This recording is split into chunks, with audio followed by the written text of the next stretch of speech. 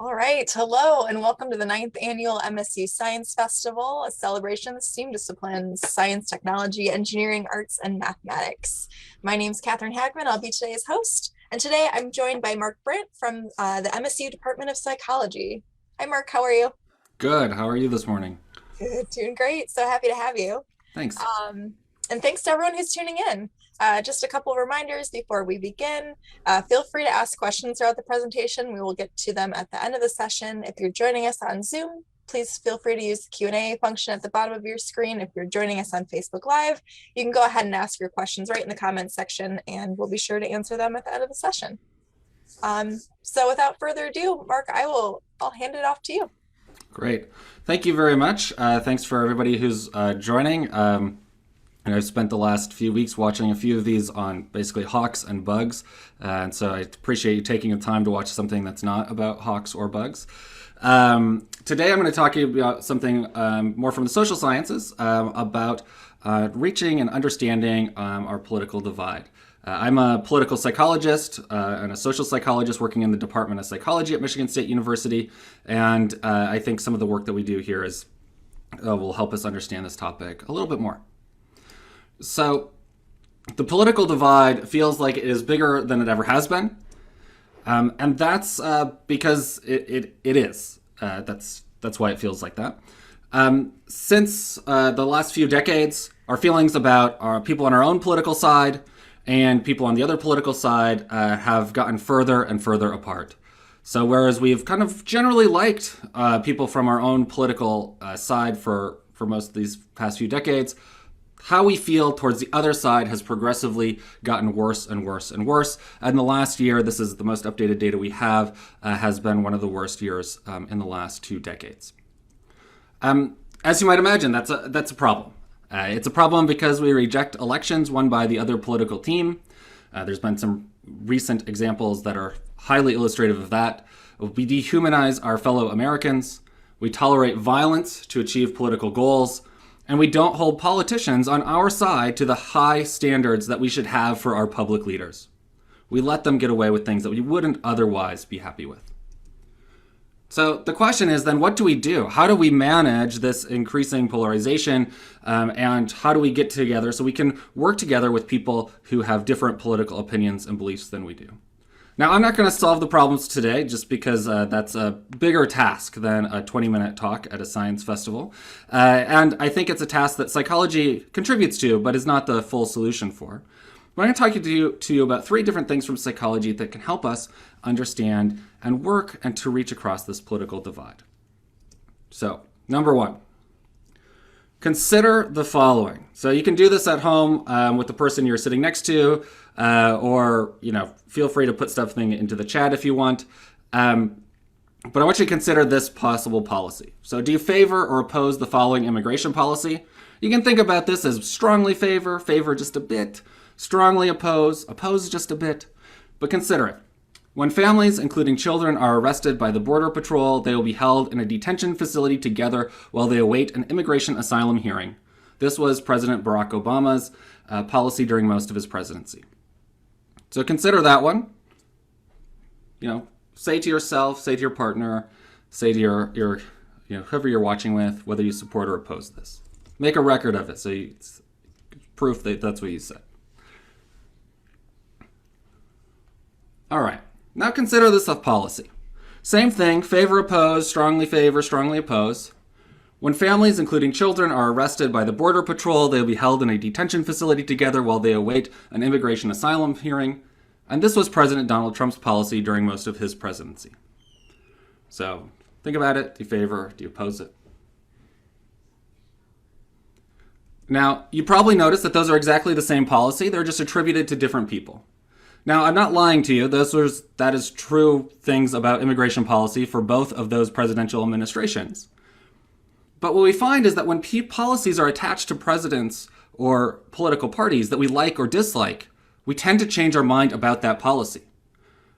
Our attitude about the policy isn't some fixed factor about how we think about the world, but is instead something that we update and change based on whether the people we think should be in charge, our political leaders, say is the right policy. So if you did change your mind, don't worry, you're like most Americans. So in a study that used this exact same materials, they find that when Democrats dislike this policy, when it's Trump's policy, and Republicans dislike the very exact same policy when it's Obama's policy. And this doesn't just apply to immigration policy. In my own work, we've done this with kind of neutral policies about farm subsidies. You get the same thing. There's work looking at minimum wage laws. You get the same thing. But there's also work on things like sexual harassment, things about violence. And in these studies, you also get the same pattern of results. Violence, sexual harassment become more acceptable when your side says it's okay. When disliking those things will hurt your side, you're more likely to think they're okay and let them slide. So we follow our party leaders. This is what George Washington referred to as the spirit of party. And this was not because he really was spirited and really liked parties. In fact, George Washington warned about the dangers of political parties because he was afraid that people would kind of mindlessly follow along and support their party over and above the otherwise good things about the United States. So you support the Republicans or the Democrats more than the overall good of the U.S. And so he warned us about this. And he suggested that this was a potential problem for how we work together politically. But we have parties now. So now that means that we need to hold our leaders accountable for their positions and for the norms that they set. People follow these norms, and we can't just let them go to the side. We have to hold our leaders accountable for these norms. All right, number 2. Consider the following. So if you're a liberal, consider the top one. If you happen to be conservative, consider the bottom one. If you're moderate, just randomly choose one. It's fine. So for the liberals, imagine you meet a conservative who is opposed to same-sex marriage. How would you try and persuade them to support same-sex marriage? So think about the arguments and types of things that you would use to try to persuade them. For conservatives, same idea. Just imagine that you meet a liberal who opposes more military spending. How would you try and persuade them to support more military spending? What are the arguments that you would use? How would you persuade them? So think about that for a moment.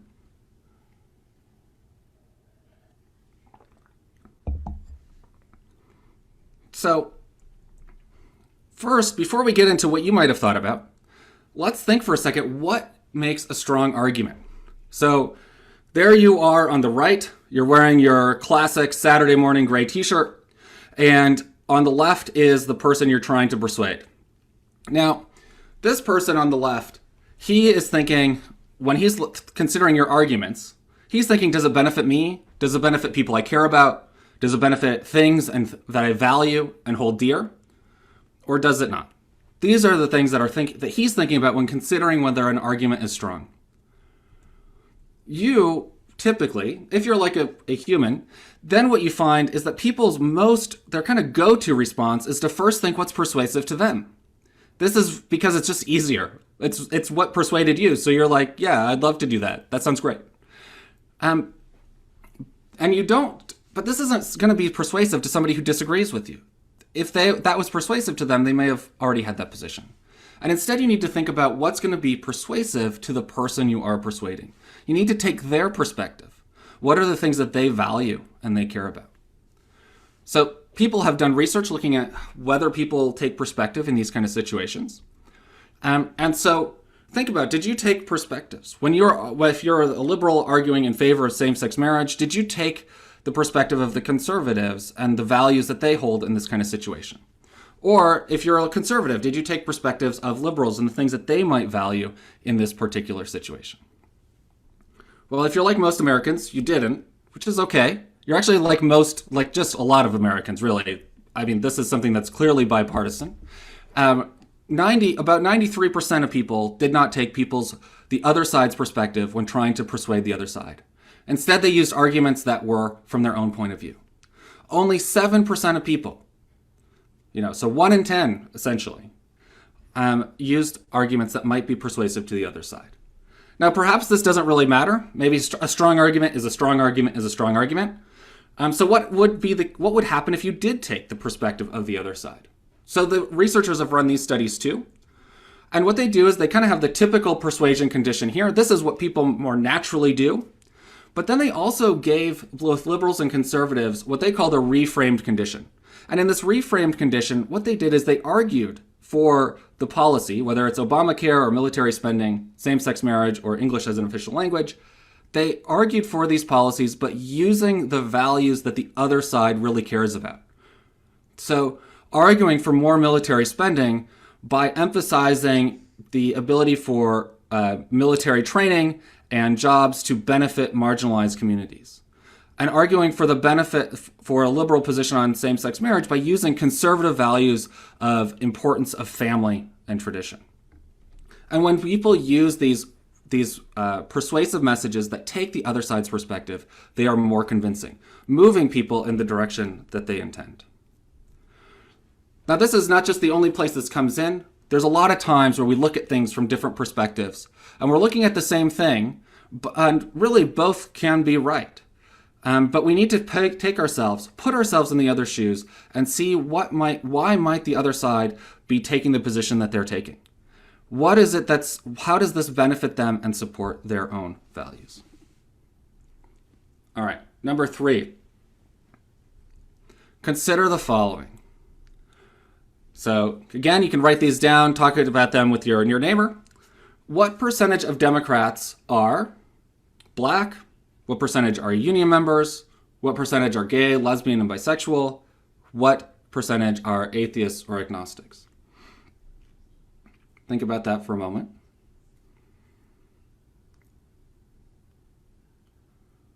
So now think about what percentage of Republicans earn over $250,000 a year? What percentage are evangelicals, are Southerners, are over the age of 65? Think about that for a moment.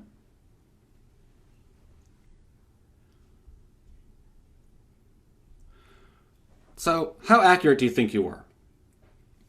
Well, we're going to find out. So, if you're like most Americans, you thought that Democrats, about 40% of Democrats are Black, about 40 are union members, about 30 are gay, lesbian, and bisexual, and about 30 are atheist and agnostic. If you're a typical American, you also thought that the responses for the Republicans are about 40% for each of those. Now, there might be some differences here or there. These are just averages, but this is what the average American thinks about this. But these are all things that we have the right answer to. We know what these answers are. And so what we find is that actually the right answers are all systematically lower than what the average American thinks for these different categories. So I'm going to just focus on 2 here.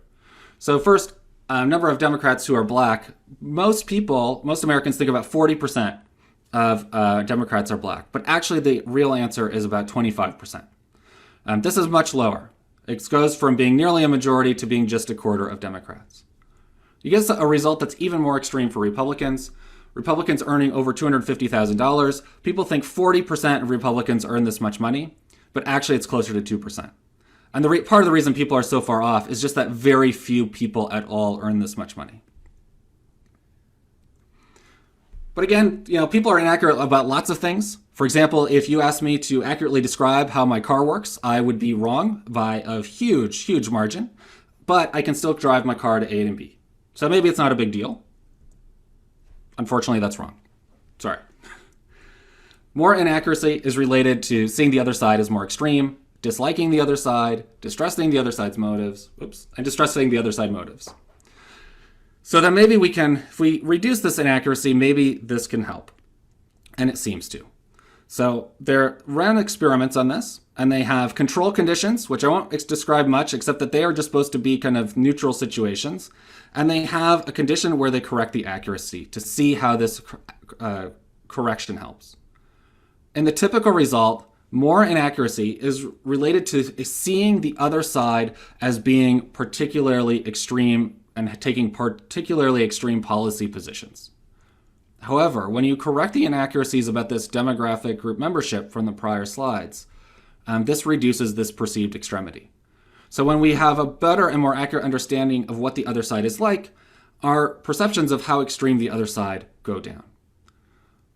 They also did this looking at dislike for the other side. So this is Republicans disliking Democrats and Democrats disliking Republicans. In these control conditions, you get the typical result. More inaccuracy is more dislike. But when these are corrected, these inaccuracies are corrected, there is reduced dislike. So this is part of a long history in psychology and just in our world, is that sometimes we have inaccurate perceptions of things. We see things the wrong way. So these lines, for example, they're the same length, right? We come at them, we see them that they're the same length. However, this perceptions can be corrected. And then at least we know that when we go into the situation, we might have these ideas about what this other group is like, what these lines are like, but actually, we might know that they're more similar than we initially thought. The political divide is bigger than it ever has been. But we can help. We're not going to solve the whole situation, but we can help. So we can demand our leaders set respectful norms so that when we follow our leaders, we follow them in a good direction. And we should ignore them when they don't. We can put ourselves in the other side's shoes so we can be more persuasive, but also so we can see things from their perspective and why they might be reacting the way they are. And we should engage them from their own perspective. We can form accurate perceptions of political groups and correct our misperceptions when they occur, so that at least we know how similar we actually are in many respects. There are no quick fixes to this issue. I'm not going to pretend that these kind of psychological issues are going to solve the whole thing. This is just not how the world works. There are bigger forces also at play. At the same time, we can each do our part so that at least in our daily interactions and how we are proceeding with the people we work with, our family, and our neighbors, we can try to work together in a more productive way with reduced animosity and more respect for each other as Americans. So that's what I got for you today. Thank you so much for listening. And if there's any questions or so, I think we have a few minutes for that. Wonderful. Thank you so much, Mark. Extremely timely, I think. So if anyone has any questions for Mark, if you're joining us on Zoom, feel free to ask those in the Q&A function at the bottom of your screen. If you're joining on Facebook Live, feel free to ask your questions right in the comments section. So just to start off, Mark, there's a great conversation happening on our Facebook live stream. Diana said, boring doesn't get eyeballs, so news and politicians do extreme things and do get attention. I'm wondering if you want to comment on the media's role in our political system and these political divides, and maybe what we can do to be aware of bias in the media and the way we consume it. Yeah, I mean, so media companies and websites and so on, I mean, part of how they get paid is they get paid by getting eyeballs on the stories. And so things that are particularly emotionally evocative and things that kind of tap into our kind of moral values, and especially that combination. So something that's not just unfair, but it's unfair and makes you angry. These are things that really drive engagement with this. There's like, on the one hand, this is, I think, a pretty natural human response. And so advertisers and these people writing these headlines are great intuitive psychologists in this way. One thing that does seem to help is recognizing and learning about some of the tricks that people use to pull you in. This is also true for misinformation, who will kind of take the standard headline writers' skills and kind of take them up to a notch and then also add lies on top. But a lot of recognizing some of these tactics and recognizing how people are framing things to manipulate your emotions is what does seem to help people recognize this and be less susceptible to it. It's not a perfect solution. You find is that in countries that have strong public media, this tends to reduce this issue because they are more incentivized to just kind of present the facts as they were, as opposed to manipulate people's emotions at the same time. And they don't have to worry so much about advertiser dollars. But that is maybe a bit harder of an ask for our Zoom and our Facebook Live audience to deal with today. But I think recognizing it and learning about those tricks can be useful in preventing that. Mm-hmm. Wonderful. Thank you. Well, we are running out of time, but we can take another question if anyone has one they want to make sure they ask. Again, if you're on Zoom, use that Q&A function or ask your comment right in the, ask your question right in the comment section. Great. Diana asked, what is a resource to learn about the tactics and tricks? assuming. Yeah.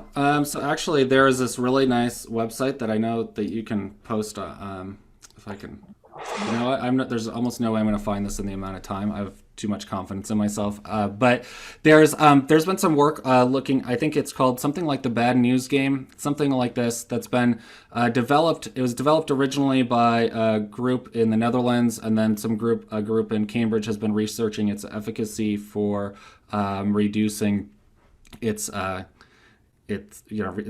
researching its efficacy for helping correct misinformation and helping reduce people's biases in response to these kind of things. This tends to be what's nice about it. It's like an online game that you play, and in the process of playing it, you take the perspective of somebody creating these kind of fake news and over-the-top headlines, and you learn and you get kind of points for doing the right thing. Well, in this case, it's the morally wrong thing, but the right thing for spreading misinformation, and you get and then this gives you some insight into what kind of tricks are being played and how these things are going. Wonderful. I think I found it. I think it's getbadnews.com. Yeah, it's like really bright colors, like yellow, I think. Yes. Yep. Yep, that's it. Awesome. Thank you so much. I'm gonna put this right in the comments section on the Facebook live stream, so people can check that out. Great. Wonderful. Well, thanks again, Mark, for joining us and sharing all of this. Great reminders now and always, I think. Great. Thanks again for everyone for tuning in. I encourage you to check out the rest of the presentations we have today and throughout the month of April. You can learn more about the Science Festival at sciencefestival.msu.edu. All right. And with that, take care. Thanks, everyone.